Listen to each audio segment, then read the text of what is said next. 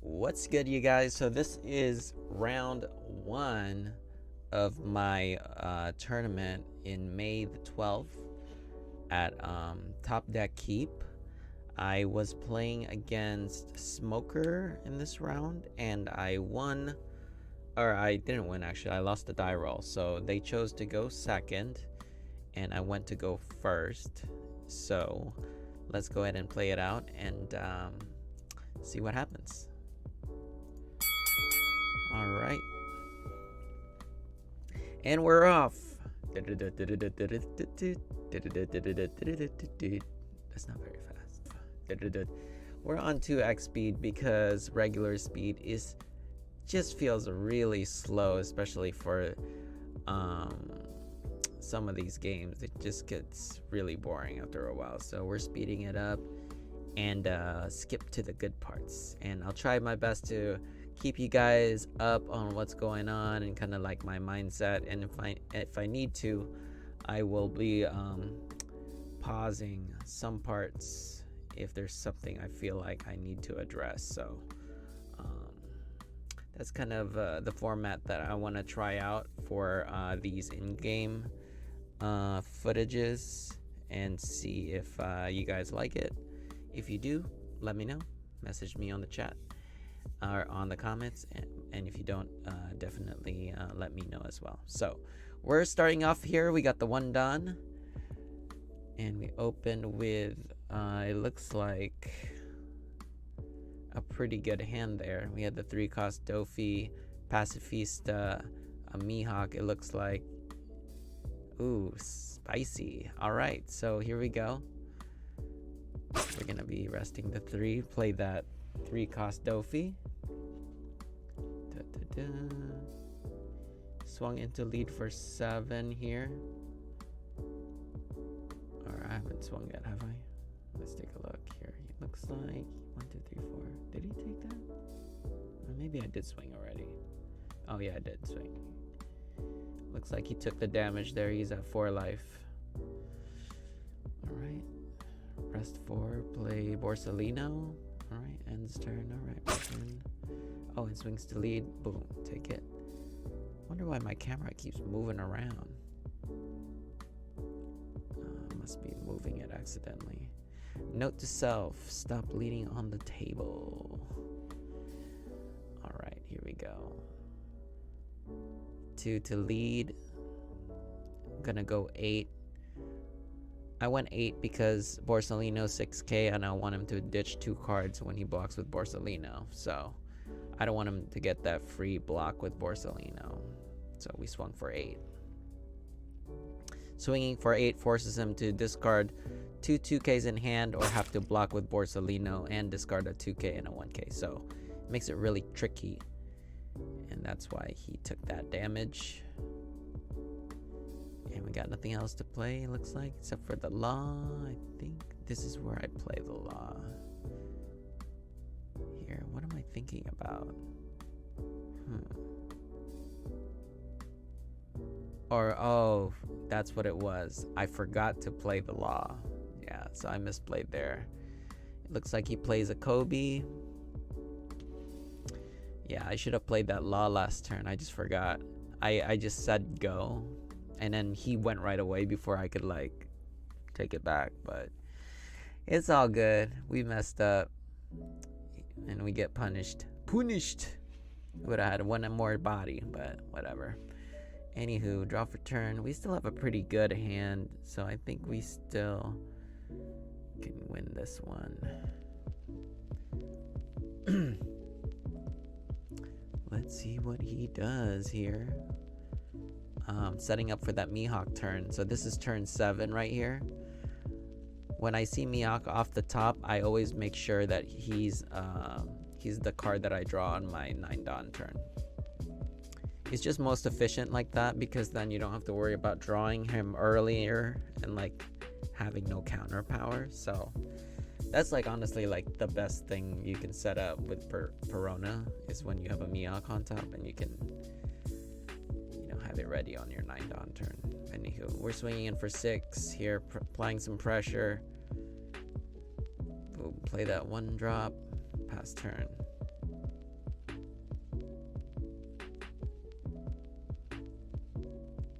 right.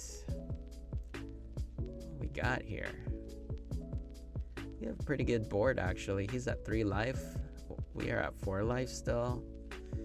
We have a fairly wide board, but it's still going into his turn. And he's coming in with, what is that, 8 down right now? Sheesh. I think he's considering Sakazuki.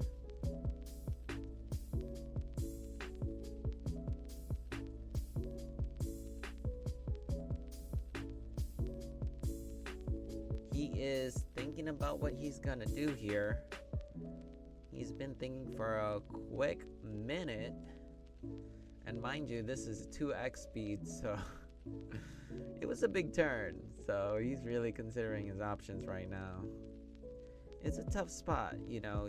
Your opponent has a Jinbei and a Kuma. You don't really want to kill either of them, but sometimes you just have to take a risk. In this case, I actually did have an answer for him, so that was kind of hard. Kind of sucks. The blue-black matchup is pretty hard for black. It's because we are able to just fill the board with bodies for absolutely nothing, like for the cost of 1 Dawn essentially, and he has to spend resources to destroy our cards. So it's very much a resource battle against black and really just being able to pressure their life. Your goal is really to get them between like 1 or 2 life before they play their Kuzan, so that it makes it really hard for them to play the Kuzan.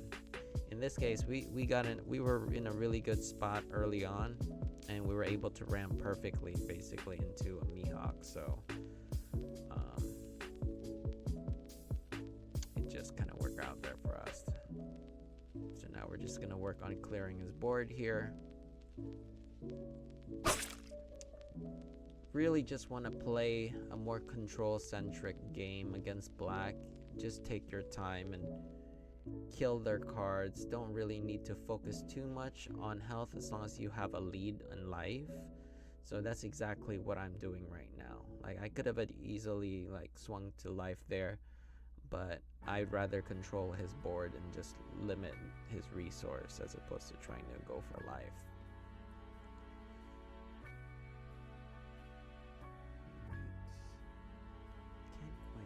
What he played there. There's quite a lot of glare. I think is that Kobe? Oh, that's a 5. He played a 5. Oh, he played a Kuzan. He played a 4-cost Kuzan and he plays a Smoker.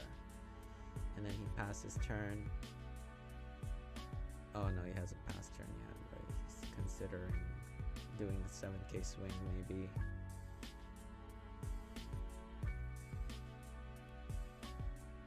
What is he gonna do?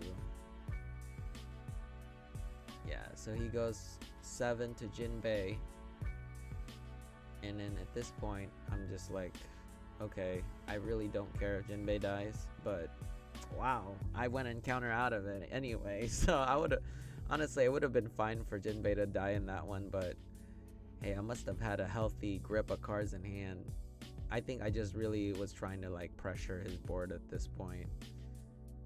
Make it near impossible for him to recover.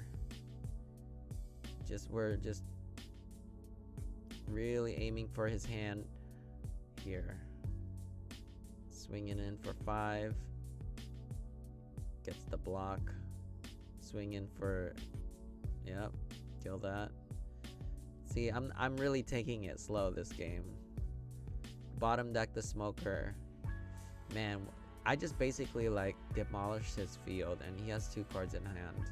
It's pretty rough. It looks like I still have what, like 3 or 4 life left? Oh, 3 life. So I have 3 life. Going into his turn, he really can't produce any significant threats. I think the best thing he could play right now is probably a Kuzan. Like if he played a 10-drop Kuzan, he can kill a Mihawk because he has a 4-drop Kuzan on board already. And then what, like maybe swing into a Jinbei and hope to kill it. It's pretty tough. He's in a tough spot right now. Let's see what he does here.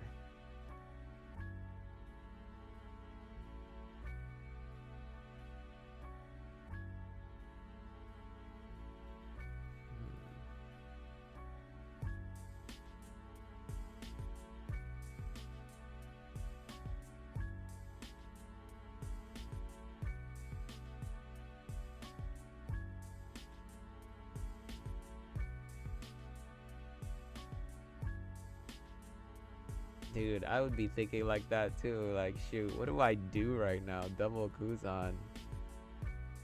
Alright. It looks like he's swinging in for 7 to the Pacifista. Oh, 8 to Pacifista. I just let that one die.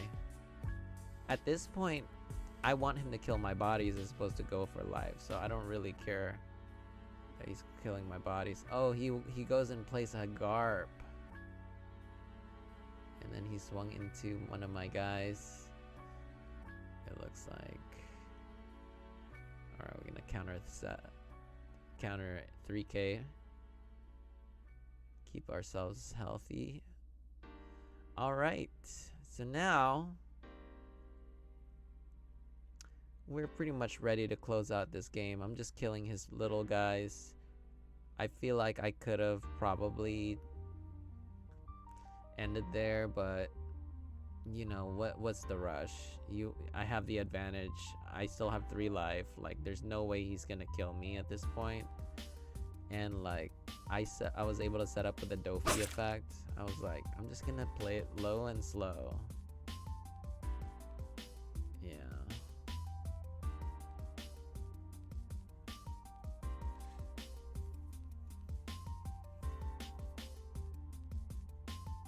Damn, that's a mean board, dude. I mean, this goes to basically what Dofi's game plan is, right? Like, when you're going against the black matchup, your goal essentially is to get as many Dofi effects as possible, because the more Dofi effects you get through, the more value you're creating that your opponent actually has to use resources to deal with, right? And if it's a card like, say, Jinbei is a card that costs you nothing, and that's basically how the game goes most times. But so that was it. I pretty much just slowly whittled him down to no more to running out of resources, and we closed that game out.